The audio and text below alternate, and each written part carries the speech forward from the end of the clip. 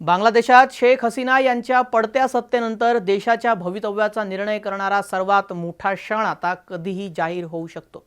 सार्वत्रिक निवडणुका दारात उभ्या आहेत। नवीन सरकार, नवीन पंतप्रधान आणि प्रचंड राजकीय उलथापालथ। 300 जागांची निवडणूक आणि सरकार स्थापनेसाठी 151 ही जादुई संख्या।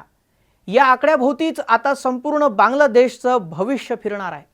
या भीषण राजकीय सावटात 4 नावं देशाच्या पुढील पंतप्रधान पदासाठी सर्वाधिक चर्चेत आहेत। कोणती ही 4 नावे आहेत? कोण हे 4 दावेदार आहेत? काय सध्या बांगलादेशच्या राजकारणाची परिस्थिती आहे? सर्व काही जाणून घेणार आहोत। व्हिडिओ शेवटपर्यंत पहा। नमस्कार, मी श्रेयस पांडे, तुम्ही पाहताय न्यूज 18 लोकमत। बांगलादेशमध्ये नवीन सरकार स्थापन करण्यासाठी आणि पंतप्रधान निवडीसाठी सार्वत्रिक निवडणुका कधीही जाहीर होऊ शकतात। निवडणूक आयोगाने राष्ट्रीय संसदेच्या 300 जागांसाठी निवडणुका घेण्याची तयारी पूर्ण केली आहे।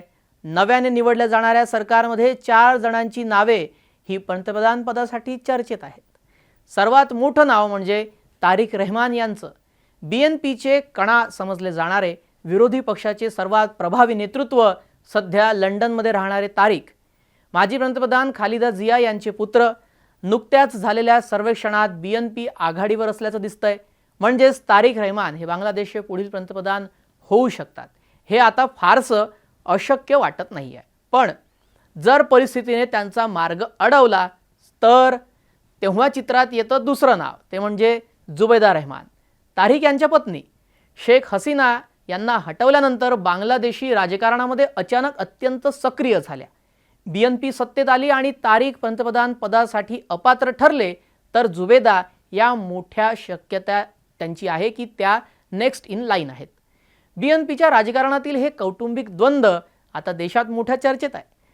तिसरं प्रबळ नाव म्हणजे जमाते इस्लामीचे आमिर शफीकुर रहमान। शेख हसीना बाहेर पडताच जमाते इस्लामीची ताकद आकाशाला भिडली। धार्मिक मुद्द्यांवर निवडणूक लढण्याची तयारी, सर्व 300 जागांवर लढण्याचा धडाकेबाज निर्णय, यामुळे शफीकुर रहमान हे आता पंतप्रधान पदाचे डार्क हॉर्स मानले जात आहेत। आणि चौथं नाव विद्यार्थी नेता नाहिद इस्लाम यांचं। शेख हसीना यांना गादीवरून उतरवण्यासाठी महत्त्वाची भूमिका, तरुण मतदारांमध्ये प्रचंड लोकप्रियता असं हे नाव आहे। आणि आता तिसऱ्या आघाडीची घोषणा करून राजकीय समीकरणे पूर्ण बदलण्याचा दावा त्यांनी केला। 7 पक्षांना एकत्र केलं त्यांनी आणि 7 पक्षांना एकत्र करून लोकशाही आघाडी स्थापन करणारा नाहिद आज पंतप्रधान पदासाठीचा सर्वात वेगळा आणि प्रबळ पर्याय मानला जातोय। बांगलादेश आता एका निर्णायक टप्प्यावर उभा आहे। देशामध्ये राजकीय वादळ हे उसळत आहे। सत्ता कोणाच्या हातात हा महत्त्वाचा सवाल। देशाचं भविष्य कोण ठरवणार?